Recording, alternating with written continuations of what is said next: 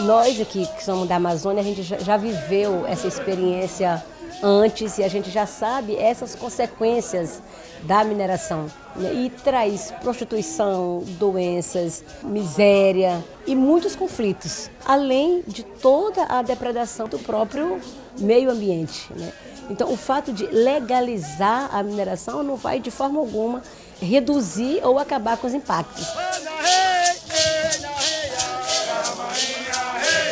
Além de que o caso de Brumadinho está aí, o caso do Rio Doce está aí, né? E o rio continua contaminado, igual ainda quando aconteceu esse crime, né? Então, para nós, assim, a mineração representa, né, uma fatalidade, né? É um projeto de morte mesmo da vida dos povos indígenas.